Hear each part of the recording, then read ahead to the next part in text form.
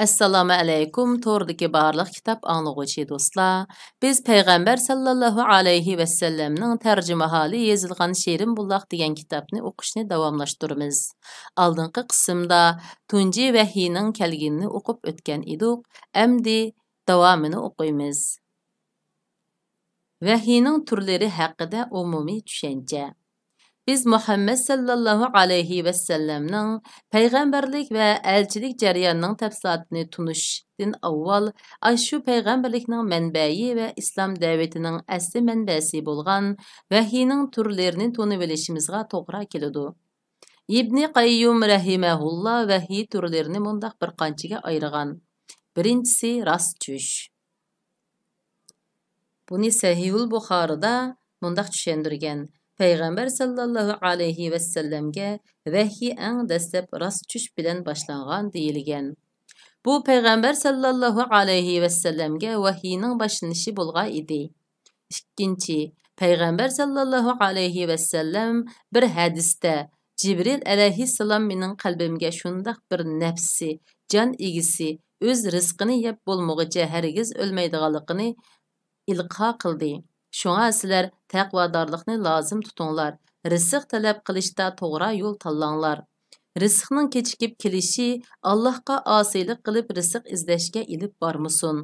Allohning nozul ne'matlariga faqat Allohga itoat qilish bilan erishgili bo'ladi deginiga o'xshash payg'ambar sallallohu alayhi va sallamning qalbiga vahiy farishtasining vahiyni ilqo qilishi tashlishidir. Ammo bundaq chaqlarda payg'ambar sallallohu alayhi va sallam u farishtani real ko'zi bilan ko'rmaydi. Üçüncü, farishta payg'ambar sallallohu alayhi va sallamga odam suratida kelib yuz turana so'zlaydi. Payg'ambar sallallohu alayhi va sallam uning aytganlarini esda qoldirib oladi. Bundaq chaqda uni sahobalarmi ko'ralaydi. To'rtinchi, ba'zida vahiy qo'ng'iroq ovozdek jarangliq keladi. Bu xildagi vahiyning besimi payg'ambar sallallohu alayhi va sallamga nisbatan eng og'ir bo'lib, vahiy farishtasi ashu ovoz bilan birga keladi. Hatto qahraton so'g'oq kunlardimi payg'ambar sallallohu alayhi va sallamning peshonlaridan chap-chap tarlar eqib tushadi. Navoda payg'ambar sallallohu alayhi va sallam uloq ustida bo'lsa, uloq tizinib o'tirib qoladi. Bir qitim payg'ambar sallallohu alayhi va sallamga mushu tariqada vahiy nozil bo'lgan edi. Bu chaqda payg'ambar sallallohu alayhi va sallam putini Zayd ibn Sabit roziyallohu anhuning putiga qo'yib o'tiruqliq edi. Shu an payg'ambar sallallohu alayhi va sallamning puti qattiq eg'iri bisib, Zaydning putini sundirib atkili tasla qoldi. 5. Payg'ambar sallallohu alayhi va sallam o'ziga vahiy ilib tushgan hiliqi farishtani asli qiyofatida ko'ratdi. Farishta uningga Alloh taolo xohlagan vahiylarni yetkazadi. Bu xildagi vahiy sura Najmda zikri qilinganidek, payg'ambar sallallohu alayhi va sallamga jami 2 qitim muyassar bo'lgan. 6. Payg'ambar sallallohu alayhi va sallam Mirojga chiqqanda 7. osmonda Alloh taoloning uningga bevosita namoz va boshqa amallarni farz qilib nozil qilgan vahiysidir. 7. Alloh taoloning payg'ambarlarga farishtani vasita qilmasdan Musa alayhissalomga so'zlagandek bevosita so'z qilishi. Bu xil martaba Musa alayhissalomga muyassar bo'lganligi Qur'on Karimda zikri qilingan. Ammo payg'ambarimiz Muhammad sallallohu alayhi va sallamning bu martabaga musharraf bo'lganligi Isro hadisi bilan sabitdir. Payg'ambar sallallohu alayhi va sallamning bir kechida Beytul Muqaddasga borganligi Isro deyiladi. U yerdan Allohning dargohiga o'rlab, g'aybiy olamni ziyorat qilib qaytganligi Miroj deyiladi. Yana ba'zi olimlar vahiyning 8 bir xili bor. U bo'lsa-mu Alloh taoloning payg'ambarlariga hijobsiz holda yuzma-yuz so'zlishi deyishidir. Bu ahli salaf burunqi olimlar bilan ahli xalaf keyinki ulamolar orasidagi ixtilofli masaladir. Alhamdulillah, vahiyning 1 va 8 martabasini azroq qisqartib zikr qilish bilan vahiy turlarining tunishtirilishi oyoqlashdi. İlahi çaqırıq və onun maddeleri. Peyğəmbər sallallahu aleyhi və səlləm Allah Taaladın vəhyi nazil bolğan çağda kiyimgə çömküb alğıçı peyğəmbər tur, insanlarını Allah'ın azabıdan agahlandır. Pərvergarını uluqla, kiyimini pak tut, azabdin, yani azabqa duçar qılğan işlardan yiraq bol, köp iliş niyetide bermə. Yana bir kishiga bir narsa sovg'a bersang, uningdan bergan narsangdan ko'proq ilishni tama qilma. Parvardigoringning roziligi uchun qavmingdan yetgan aziyatga sabr qil degan mazmunda bir necha ilohiy chaqiriqlarni topshirib oldi. Bu chaqiriqlar garchi qaramoqqa oddiy va yuzakidek tuyulsa-mu, inchiklab tahlil qilganda ma'nisi cho'nqur, nishoni aniq, ta'sirchanligi kuchlik, real amaliyotchanlikqa ega dana buyruqlar edi. Alaylı. Birinci, agahlandırış nişanı. Hayatlık alemideki her bir şəxsni Allah Taala razı bolmaydigan yolda mini verişinin yaman aqibetinden agahlandırış ve onun qalb qatlimi ve köngül törige qorqunuş ve əyminiş tuygusunu silishdən ibaretdir. İkinci, Pərverdigarını uluqlaş. Onundaki məqsəd yer yüzüde Allah Taala'nın əzəməti ve katta şanı şevketinden başqa her qandaq bir kişinin təkkəburluqi, çoğunçılıqını qubul qılmaslıq, cimi uluqluq və büyüklük Allah Taala'ğa mənsub degan aqidini turğuzuş. Üçüncü, kiyimni pak tutuş ve azapqa duçar qılğan işlarını taşlaş, içi ve tişi üzül-kisil paklaş. İnsan Allah Taala'nın rəhmətinin sayısı və hidayətinin nuru asıda yaşagan ikən, mümkün qədər barlıq yaman işlardan və adamның ruhiga dağ keltirdigan illetlerden özünü pak tutuşi və yiraq turuşi lazım. Şunda qılğandıla andın insaniyet cəmiyyətidəki ən yaxşı ülgə bulalaydı. Bu çağda sağlam qalb egiləri onun ətrafıga yepişidu. Gumrah və rəzgi dillarmı onun hayveti və alicana pəzlitin his qılalaydı. Nəticədə bütün dünya ixtiyari yoki məcburi halda onun rəhbərliyi ətrafıga uyuşudu. Dördüncü, qılğan etken yaxşılıqni köp sanab ketmeslik. İnsan özünün yaxşı iş, yaxşı əməllərini və körsətken tirişçanlıqlarını bək çoğ sanab ketmesligi, bəlkə davamlı qarmay talmay tirişib tirmişib işlişi, jabba çekiş, qurban beriş və fidakarlıq göstəriş iradəsini tiklişi, andın bu işlərdən həmmisini unutup ketişi, bəlkə töləgən bədəllərini və körsətken tirişçanlıqlarını his qılmaydigan və sezməydigan dərəcədə fena fillah, Allah Taala üçün barlığını təqdim qılıdığan boluşi lazım. 5. Axırqı ayətdə Peyğəmbər sallallahu aleyhi və səlləmnin pat yaqında zalim düşmən güclər tərəfindən türlük əziyyət, külfətlərə, məsxirə, mazaqlarga, özü və əshabilərini qəsləb öldürüş suiqəstiga, hətta onun ətrafıga uyuşqan mümin musulmanlarını təltöküz qırğın qilish xəvfiga duch keldiganligi to'g'risida ishorat və bishoratlar berilgan və Peyğəmbər sallallahu aleyhi və səlləmni şəxsi mənfət nisivisi deb emas, balki faqat və faqat Allah Taala'nın razılığını izləb, yuqorqida qiyinchilik və ağır külfətlərə batirana jasorat və subatlıq bilan taqobil turishqa buyurilgan. Uningdan boshqa yuqorqi oyatlar da'vat va ba'zi nasihat modellarini o'z ichiga olgan bo'lib, agahlandirish degan so'zning o'zila hayotlikdagi ba'zi amallarning o'z egalariga intayin yomon oqibat keltirdiganligini uqtirdi. Alayli Adamlar özlərinin nam əməllərinin nəticəsini muşu dünyada tuluq və nəq görəlməydiganlığı həmməgə ayan. Onların əməllərinin yaxşıları üçün verildiğən mükafat, yamanları üçün verildiğən cəza muşu dünyada hərgizmi tuluq nəqləşdirilməydi. Əlbəttə, muşundan qaraganda agahlandırışның özüla əməllərə qarata çoxum hesab kitab buladiganlığı və hayati dünyanın külleridən başqa bir günның çoxum mevcudluğunu şərtsiz dəlilləydi. O gün bolsumu qiyomat kunidir. Mana muşu günның mevcudluğu biz hazır yaşayotgan hayatdan özgə bir hayatlıqның mevcudluğunu texmi güclük tələb qılıdı. Ayetning davomi yana bandalardan to'g'ri aqidalik bo'lishni, hamma ishda Alloh taologa tavakkul qilishni, o'z ko'michiga cho'g' tortish, o'z manfaatini a'lo bilishdek shaxsiyatchilikni tark etishni va Alloh taoloni norozi qilish badaliga bandalarning roziligi va qo'lishni qo'lga keltirishdek nopok illatlarni qat'iy tark etishni talab qiladi. Da'vat temalarini yana tuvandagi moddalarga markazlashtirishga bo'ladi. Birinchi, tavhid, ya'ni tabiatning yaratquchisi va boshqaruvchisi yagona Alloh deb e'tiqod qilish. Ikkinchi, qiyomat kuniga iymon keltirish. Uchinchi, yomon oqibatlarga ilib boradigan munkar, shahvatparast ishlardan qo'l uzish va ulug'vor, oliyjanob va fazilatli ishlarni ko'plab qilish orqali o'z nafsini tezkiye qilish, ya'ni poklash. To'rtinchi, ishlarning hammasini Alloh taologa topshirish.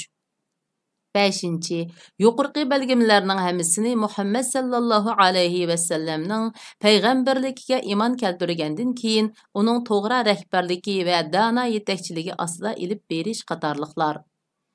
Andın ayetning boshlanishida buyuk Allohning payg'ambar sallallohu alayhi va sallamni bu ulug'vor ishga taklif qilish nidosi va uni g'aflat uyqusidan va beshini chumkib olib behud yetib olishdan kurash qilishga va jafo mushaqqatga bardoshlik berishga chaqirish nidosi edi. Vahiy nozil bo'lgan chaqda kiyimiga chumkilib olg'uchi payg'ambar tur, insonlarni Allohning azobidan ogohlantir. Qur'on Karim Sura Muddassir 74-sura 1-2 oyatlar. Bu chaqiriqda go'yo Muhammad sallallohu alayhi va sallam bir kishilik nafsi jini uchunla yashag'uvchilar jafo tortmay rohatlik yashashi mumkin. Ammo sanga o'xshash bundaq og'ir yukni o'z zimmasiga olg'uvchilar uchun aytganda, uyquning nima keragi, rohat farog'atning nima keragi, illiq pirash, tinish turmush va ko'rkam mol-matolarning nima keragi? Tur. Ulug'vor ishlar seni kutmoqda. Og'ir yuk, ilohiy elchilik yuki seni zimmanga ilish uchun tur. Jafo mushaqqat va qiyin kulfatlar uchun tur. Sana qong'ucha uxlash, rohat farog'at va huzur halovatning vaqti ketdi. Endi bugundan e'tiboran izchil bidorlik va uzoqqa so'zilgan jafoliq kurash boshlanadi. Tur, mushi ishlar uchun tayyor tur va buyruqni kut deyilgan edi. Mana bu qat'iy ham keskin buyruqlar payg'ambar sallallohu alayhi va sallamni oila shodligidan, rohatlik, illiq ko'rpisidan va tinish xotirjam turmushidan so'rab chiqib, kishilarning ideviy ahvoli va turmush amaliyotidagi mavqesizlik, xurofotlik va nohaqchiliklar orasiga ixtiyorsiz ittirib kirdi. Payg'ambar sallallohu alayhi va sallam bu buyruqlarga binoan o'rnidan dast turdi. U shu turgancha 20 yildan ko'proq vaqt izchil sabit bir qadam turdi. Uf deb rohat sig'inib o'ltirmadi, zerikib to'xtab qolmadi. O'z nafsi uchun va yoki oila tavobatlari uchunla yashamadi. U yer yuzidagi eng og'ir yuk, cho'ng omonat yukini, insoniyatning iddiya, e'tiqod yukini va har qaysi maydonlardagi jang yukini o'z zimmasiga ilib, harmay talmay izchil Alloh taoloning diniga da'vat qilib, 20 yildan ko'proq hayotini kurash maydonida o'tkazdi. U bu ilohiy chaqiriqni topshirilib, eng og'ir vazifa, payg'ambarlik vazifasini ustiga olgandan buyon bir ishni yana bir ishga to'qinishtirib qo'ymadi. Bir ishni deb yana bir ishni oqsitib qo'ymadi. Alloh taolo uningga biz va barliq musulmonlar nomidan eng yaxshi mukofot ato qilsin. Amin. Tuvandagi qurlar payg'ambar sallallohu alayhi va sallamning da'vat ilib borgan jarayonidagi jafoliq va ko'rishchan umr manzillarining kichiklatilgan kartinasidir. Uni ko'ngil ekraningizdan o'tkazib ko'rgaysiz. Da'vat mezgili va uning har qaysi bosqichlari. Payg'ambar sallallohu alayhi va sallam da'vat ilib borgan mezgilni mundaq ikki davrga bo'lishimiz mumkin. Bu ikki davr yana bir-biridan tamoman farqlanadi. Birinchi, Makka davri taxminan 13 yil. Ikkinchi, Madina davri saq 10 yil. Andın her bir devir yana bir qancha pasil xarakterlik basqıçlarni o'z ichiga oladi. Bu pasil xarakterlik basqıçlar yana o'ziga xos alohidaliklarga ega. Makka davri yana mundaq 3 basqıchqa bo'lindi. Birinchi, Yushurun da'vat bosqichi.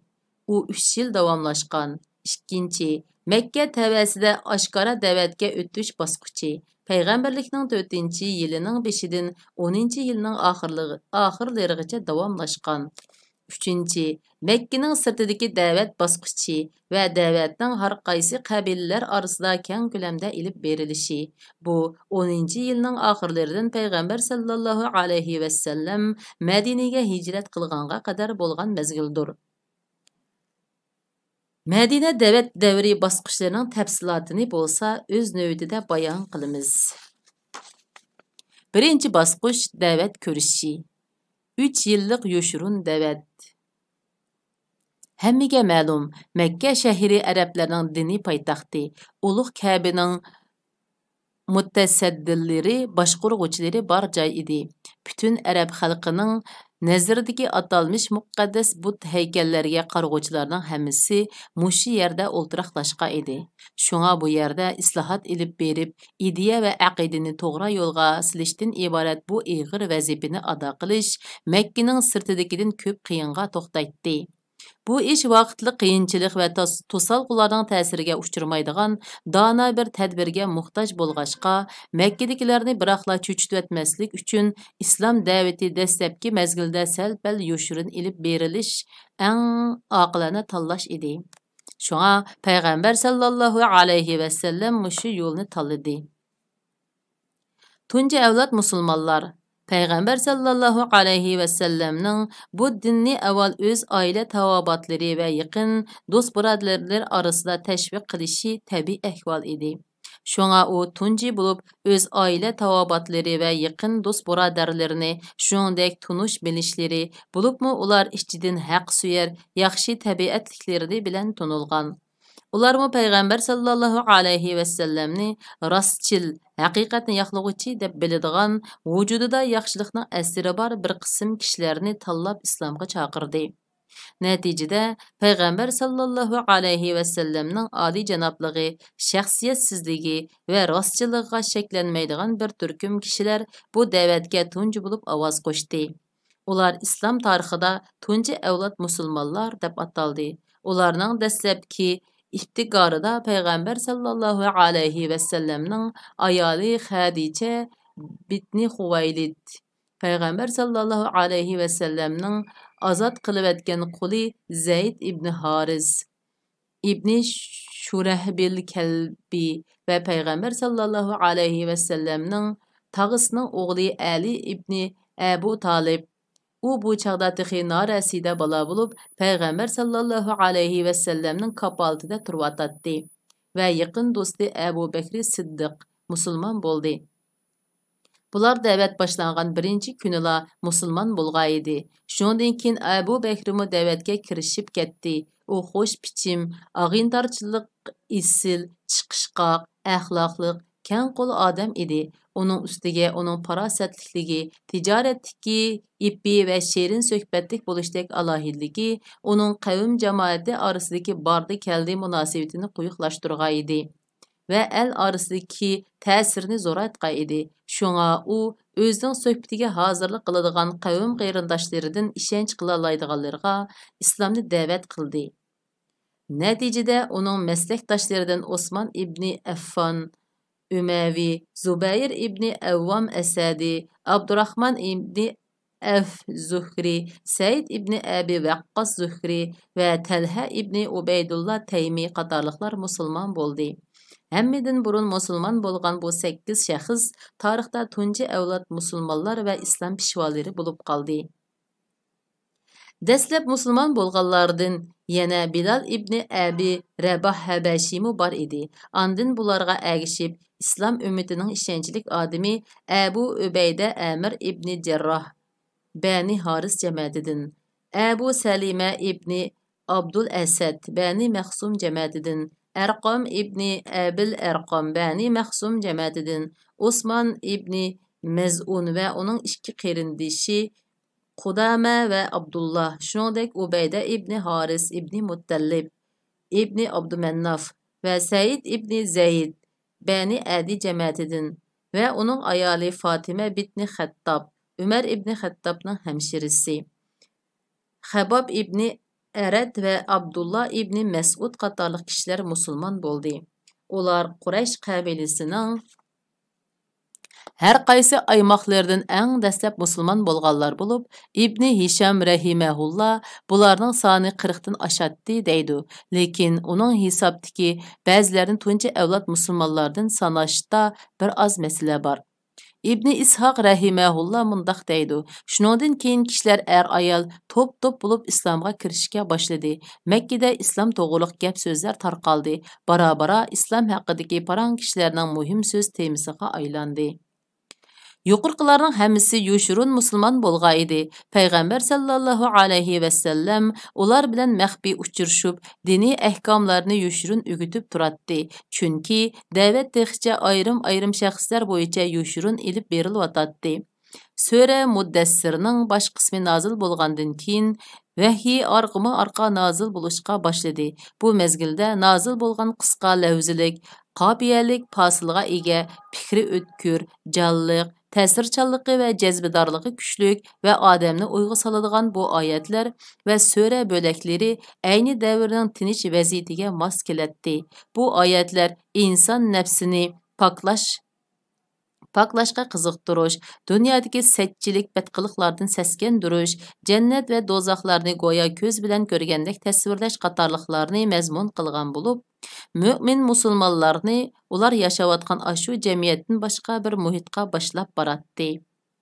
Shunda qilib bu qitimliq kitob o'qishimiz mushargacha bo'lsin. Xayr xush.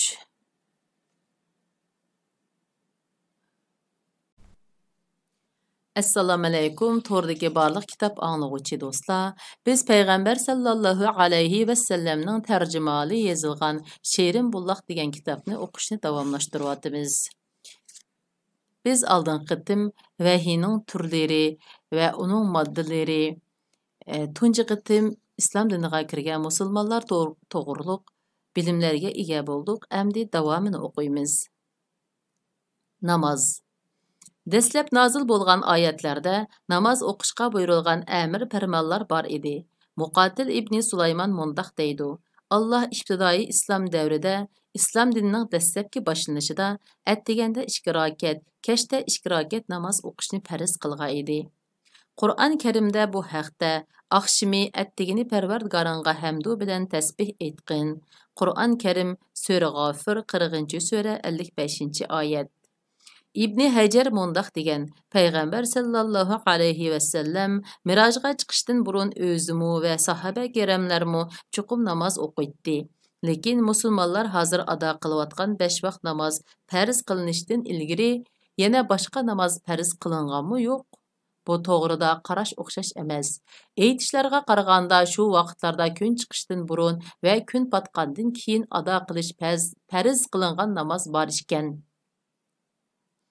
Haris ibn Usama ibn Luhay idin u Zayd ibn Harisdan naql qilgan hadisda Payg'ambar sallallohu alayhi va sallamga vahiy nozil bo'lgan dastlabki kunlarda Jibril alayhissalom kelib uningga tahorat ilishni o'rgatdi.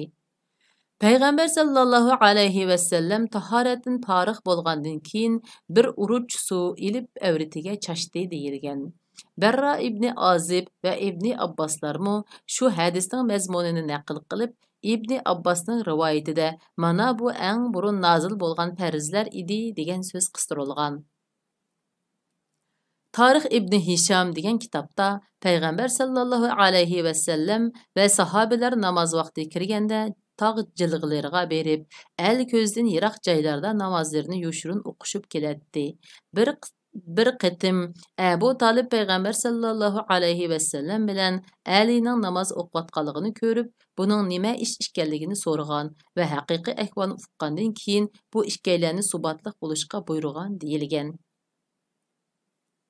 Bu haqdagi to'liqsiz ma'lumotning Quraysh kattalariga anglatilishi.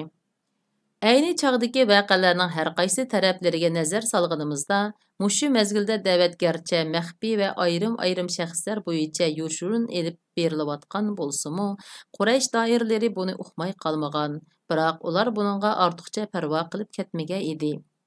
Muhammad G'azzoli mundaq degan: Islom davati haqidagi mish-mish xabarlar Quraysh doiralariga yetgan bo'lsa-mu, ular buningga ahamiyat berib ketmadi. Chunki ular Muhammad sallallohu alayhi va sallamni Umayya ibn Abu Salid, Qiz ibn Soid va Amri ibn Tufaylarga o'xshash ilohiyat va uning haqlari ustida gap qildigan din da'vogarlarining biri bo'lsa kerak deb qaragan edi. Lekin ular da'vat xabarining atrofga tarab, ta'siri kengayib ketishdan ansirab, da'vat va uning kundalik taraqqiyot ahvolini kuzatishga va bu dinga kirganlarni ostirdan nazorat qilishga boshladi.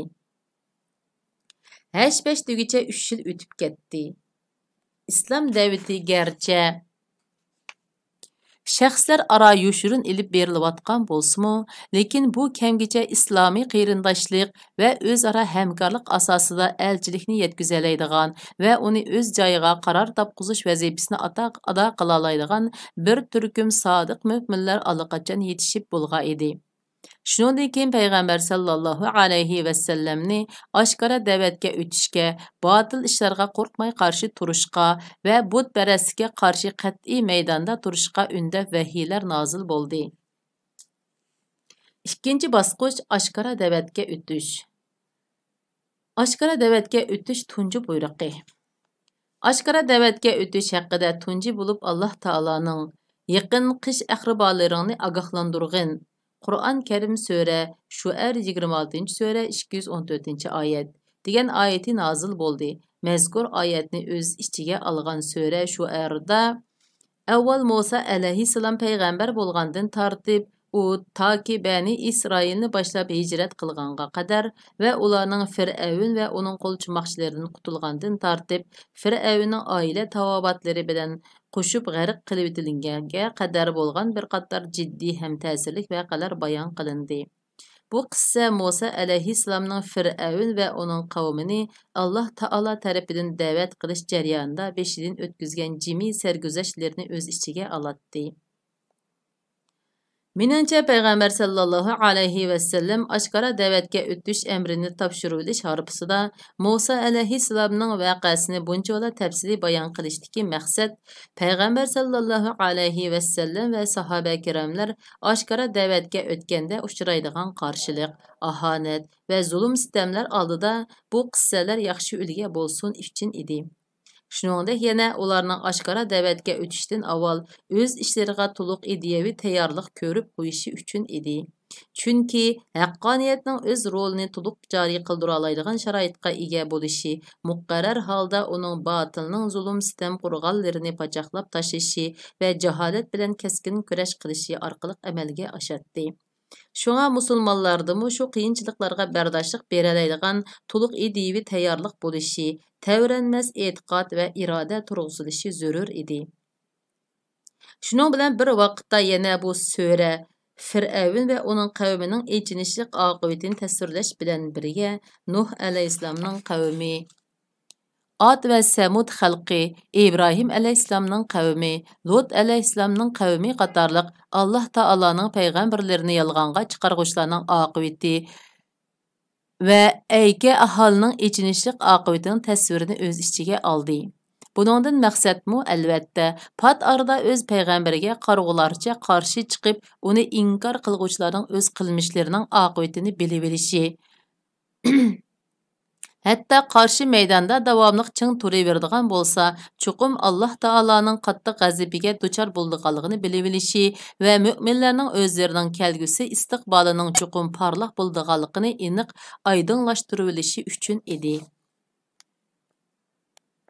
Yaqin xish aqrabolar orasidagi oshkora da'vat. Mazkur oyat nozil bo'lgandan keyin payg'ambar sallallohu alayhi va sallam avval Bani Hashim jamoatini chaqirdi. Ularmi shu an hozir bo'lishdi. Ularga Bani Muttallib ibn Abdumanaf jamoatidan bir qancha odam qo'shilib yig'ildi. Yig'in qatnashuvchilarining soni 45 kishiga yetdi. Ular to'liqlanib bo'lmay turibla Abu Lahab so'rinning kayfiyatini buzdi. U Bu o'ltirganlarning hammasi sening tog'laring va yoki tog'laringning bolalari. Ha so'zla, lekin hiliqi yot dinning gapini qilg'uchi bo'lma. Shuni bilishing kerakki, sening qavming butun arablarga taqobil turolmaydi. Seni to'sishga men haqliq, ammo hozircha o'z pushtlaring kupoya. Navoda gapimga quloq solmay o'z beshimchilik qilaveradigan bo'lsang, butun arablar bir yangdan qo'l chiqarib, Qurayshlar bosh bo'lib sanga qo'l solgandan ko'ra, o'z jamoatingning seni to'sqini, tuzuk, men urug' tuqqanlaringga seningdek balo qazo keltirgan odamni ko'rmagan dedi. Payg'ambar sallallohu alayhi vasallam javob qaytarmay jim turdi. Shuning bilan so'rin ahlimi tarqab ketishdi. Shundan keyin payg'ambar sallallohu alayhi vasallam hiliq jamoat tashlarini yana bir qitim yig'ib so'z qildi. U so'zida: "Jimi hamdu sana Allohga xosdirki, men uningga hamdu sana aytaman. Uningdan madad va yordam tilayman. Allohga iymon keltiraman va uningga tavakkul qilaman. Guvohlik beramanki, Alloh yakka yeganidir, sheriki yo'qdir" dedi. Ondan mundaq dedi: Chuqum har qavmining elchisi o'z xalqiga yolg'on so'zlamaydi. Yakka yagona Alloh bilan qasam qilamanki, uningdan boshqa iloh yo'qdir. Men Allohning sizlarga aloyitan butun insonlarga umuman avatgan elchisidirman. Allah bilan qasamki, sizlar go'yo uxlagandek o'lisizlar, uyg'ongandek tirilisizlar, qilgan etgan nom amallaringlardan hisob berisizlar. Hisobdan keyin o'rninglar mangulik jannatda bo'ludi va yoki mangulik do'zaxda bo'ludi xolos, dedi. Buningga qarta Abu Talib nihoyat yaxshi pozitsiya bildirdi va mundaq dedi: Sana yordamda bo'lish biz uchun sharaf. Biz sening nasihatingni albatta qabul qilamiz. So'zingga chin putimiz. Mana sening bovangning avlodlari jam bo'ptimiz. Men ularning biri bo'lib suputim bilan sen yoqtirdigan ishlarga aldirayman. Sen o'z ishingga ravon bo'lg'in. Azbroy Xudo, men seni mengu qo'g'dayman va himoya qilaman. Birla ish, atam Abdul Muttalibning dinidan ayrilishga ko'nglim unamayotdi. Uning keyindan Abu Lahab eg'iz ichib: "Ya Allah, bu sətçilikni, onu başqalarının tosqinidan ko'ra o'zinglar tossanglar bo'lmamdi?" dedi. Buningga javoban Abu Talib: "Alloh bilan qasam qilamizki, biz hayotlar bo'ladiganmiz, uni jon tikib qo'g'daymiz" dedi. So'rin ahli g'ulg'ula ichida tarqab ketishdi. Safa teg'ida sada. Payg'ambar sallallohu alayhi vasallam oshkora da'vatga o'tgan ahvolda tag'isi Abu Talibning uni qanot ostiga ilib himoya qiladiganligiga to'liq ishonch qilgandan keyin u bir kuni Safa teg'iga chiqib: "Ya sabaha" deb to'lidi. "Ya sabaha" sadosi dushman hujumi bir xil tuyuqsiz ofat yoki muhim xabar yetkazish uchun to'linadi.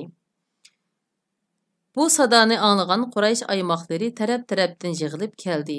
Shuning bilan payg'ambar sallallohu alayhi vasallam ularni tavhid, bir xudolik aqidasiga va o'zining Allohning payg'ambari ekanligiga iymon keltirishga va qiyomat kunining barhaqligiga ishonishga chaqirdi.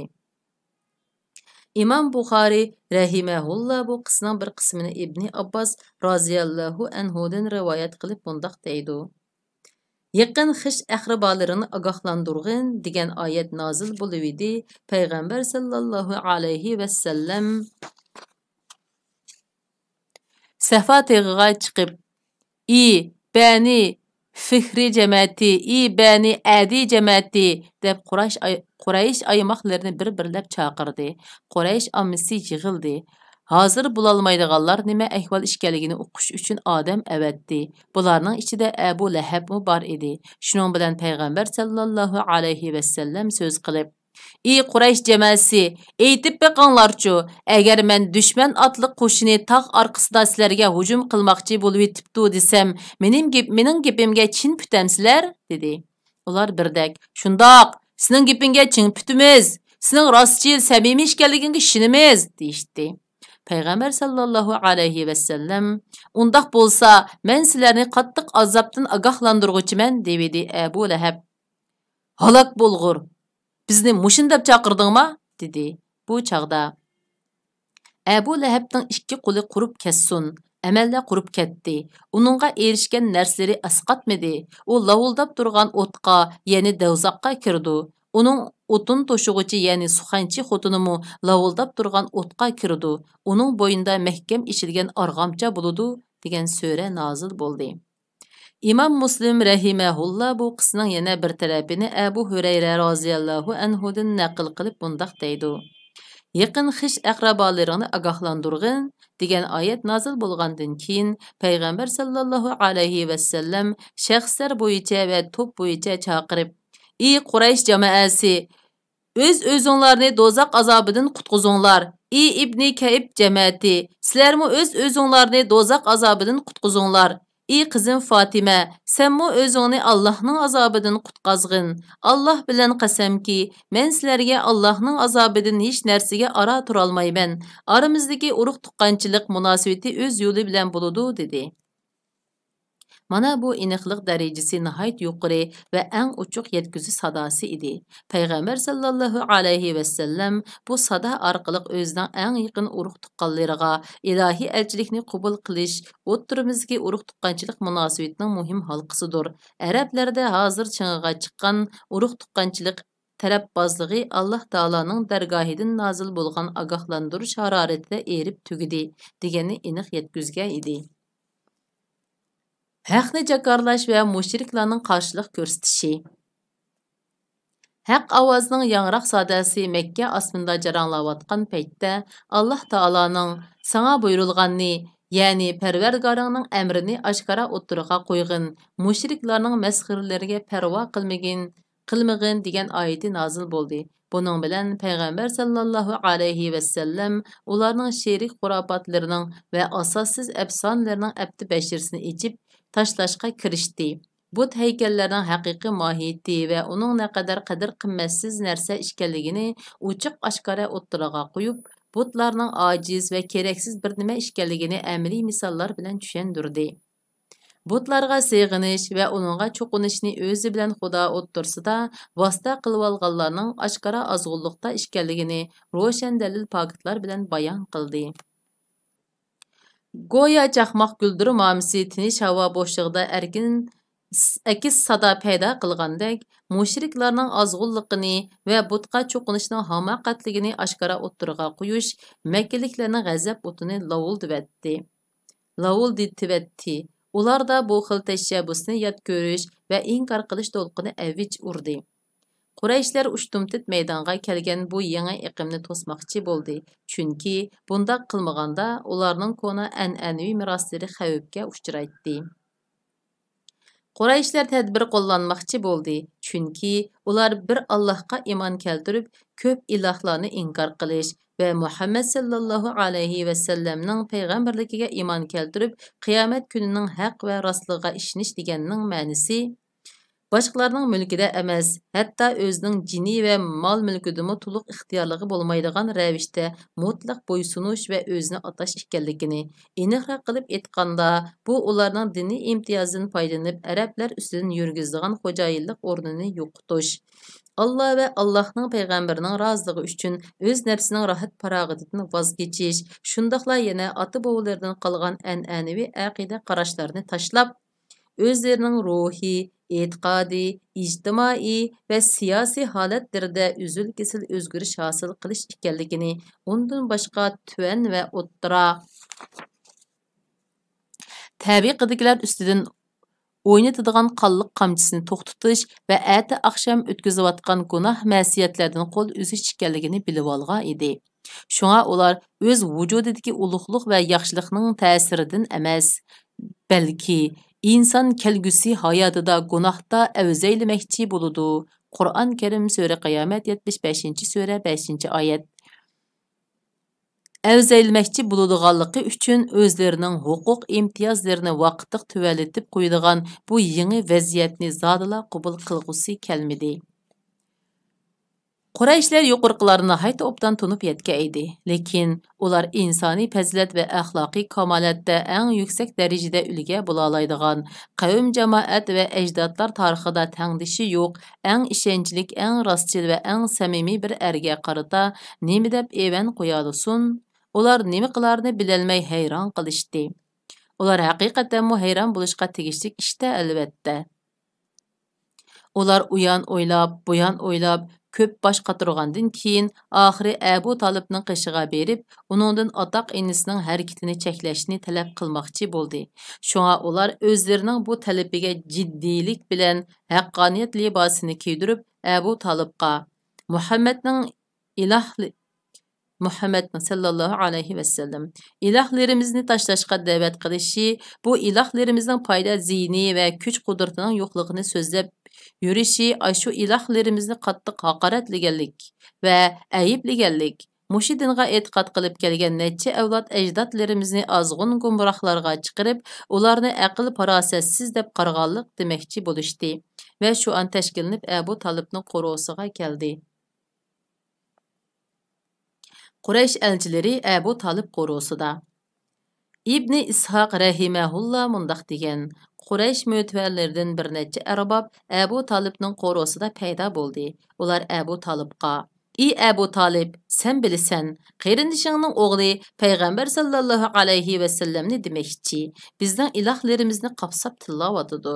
Dinimizni ayiblab, bizni aql idroksiz kishilarga, ota-bobolarimizni azg'unlarga chiqarvatidi. Uni yoki o'zing to'sig'in, yoki bizning to'sishimizga yo'l qo'yg'in. Chunki sen biz tarafda, uni to'sish ishini biz o'zimiz o'rinlaymiz" deyishdi. Bu çağda Abu Talib elçilerge çıraylık gaplar bilen özürxalık eytip ularını yandırdı. Peygamber sallallahu aleyhi ve sellem Allah Taala'nın dinini teşvik qilish ve tevhid davetini qanat yaydırışını burunqidekla davamlaştırıverdi. Hacılarını davetge qulaq silishdan cheklash to'g'risidagi kengash. Mushu kunlarda Quraysh qotilari boshqacha bir g'amga patdi. Sababi Payg'ambar sallallohu alayhi va sallam oshkora da'vatga o'tguniga bir qancha oy bo'lmayla haj mavsumi yaqinlab qolgan edi. Qurayshlar Arab qabillaridagi haj qilguvchilarning pat arada Makkada to'p-to'p bo'lib keldiganligini biladi. Shunga ular Muhammad sallallohu alayhi va sallam haqida ayib Əpləşdirib pitni evğa tarqıtış yolu bilan bu dəvətning hacılar orqali bütün ərəblərə tarab ketishini aldını almoqchi bo'ldi və mushu haqda birlikka keliverish uchun Valid ibn Mughiraning uyiga jam bo'lishdi. Valid ularga: "Bu haqda haminglar bir fikrga kelinglar. Gepinglar bir yerdan chiqsin. Biringlar yana biringlarning yolg'onga chiqiradigan yoki biringlarning so'zini yana biringlar rad qiladigan ish bo'lmasin" dedi. Ular "Sen degin" deyishdi. Valid: "Yo'q, o'zinglar danglar, men anglab boqay" deb turib oldi. Shunga ular: "Kohin, chiroqchi deylimikin" dedi Valid. "Yo'q, Alloh bilan qasamki, u kohin emas. Biz kohinlarni jiq ko'rgan. Uning deganlari kohinlarning qilib tashqan so'z iboralari va saj'i qofiyalariga hargiz o'xshamaydi" dedi. Ular undaqda "Sarang deyli" deyishgandi Valid. "Yo'q, u sarang emas. Biz sarang Mecnun bo'lganlarni ko'rgan. Saranglarning ruhiy holatining qanday bo'lganligini bilamiz. Muhammad sarang sallallohu alayhi va sallam saranglardek bo'g'ilib, siqilib, egiz bas so'zlab yurmaydi" dedi. Ular: "Amisa shoir deyli" dedi Valid. "Nada shoiri bo'lsin? Biz she'r turlarining qo'shoq, qofiya, g'azal, nasr, oddiy va murakkab vazllarining hammasini bilamiz. Uning deganlari hargiz she'r emas" dedi. Ular: "Sehrgar deyli" dedi Valid. "U degan sehrgarmi emas? Biz ko'plagan sehrgarlarni va ularning sehr uyullarini ko'rgan. Muhammadning sallallohu alayhi va sallam ishi ularning damsilishi va banit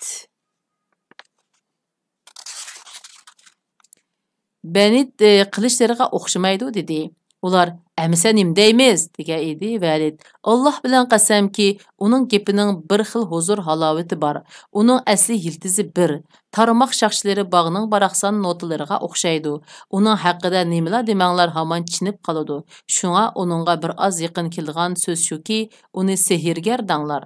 U sehrgarga o'xshash ata-bola va ayol, qon qarindosh va yurt mahalla orasiga azorliq soldigan gap so'zlarni ilib keldi" dedi. Shuning bilan sorun qatnashquchilari shu bo'yicha ish ko'radigan bo'lib tarqalishdi.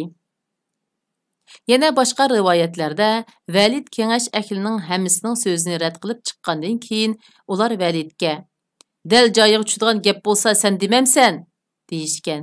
Shuning bilan Valid: "Menga bir oz muhlat beringlar, bu haqda o'ylanib ko'ray" degan va o'ylanib bir hozadan keyin sorun qatnashquchilarga yuqorqi so'zni qilgan. Allah Taala Valid haqida Mudassir surəsidəki 18-ci ayətdən 25-ci ayətgacha bolğan ayətləri nazil qılıb, Validning o'ylanib ko'rish ahvolini tasvirlab bundaq deydi. U payg'ambar va Qur'on haqida o'ylandi. Qur'on to'g'riliq nima deyishni va qandoq bo'xton qilishni planladi. La'nat bo'lsinki, u qandoq planladi? Yana la'nat bo'lsinki, u qandoq planladi? Ondan u qaridi, ondan u qo'shmasini turdi va chiroyini purishtirdi. Ondan imondan yuz o'rdi. Payg'ambarga agishdan takabburlik bilan bosh tortdi. Bu kalamulloh emas, faqat o'gitilgan sehrdir. Bu faqat inson so'zdir dedi. Kengash akli bu qarorni ma'qullagandan keyin darhol ijro qilishga kirishdi. Shuning bilan Quraysh doiralari hojilar keldigan har qaysi yo'l eg'izlariga chaza to'saqlarni qurib, o'tgan kashkanlarning hammasini to'xtatib, payg'ambar sallallohu alayhi va sallamdan hezi bo'lishni topildi va uning ish harakatlarini salbiy tillar bilan tunishtirdi. Bu şumluqlarni yanla Abu Lahab baş bulub o'rinlaydi. Payg'ambar sallallohu alayhi va sallam odatda haj mavsumlarida Ukaz va Madina bozorlarida har qaysi qabila va aymoqlarning turalg'u o'tanlariga berib, ularni Alloh taolaning tarafiga chaqiratdi va ularga Qur'on o'qib beradi. Mushuning hammasida Abu Lahab payg'ambar sallallohu alayhi va sallamning keynida lalma itdek so'rilib yurib, "Buning gapi kirmanglar. Bu degan o'z dinidan voz kechgan ozg'un kazzob" deb shum eg'izlik qiladi. Dal mushu ahvol arablarning payg'ambar sallallohu alayhi va sallam islom dini to'g'riliq anglagan bilganlarini o'z yurtlariga ilib ketishiga turtki bo'ldi-da, natija uzun o'tmay bu to'g'ridagi gap so'zlar butun arab dunyosiga pur ketdi. Shunda qilib kitob o'qishimiz bishagicha bo'ldi. Xayr xo'sh.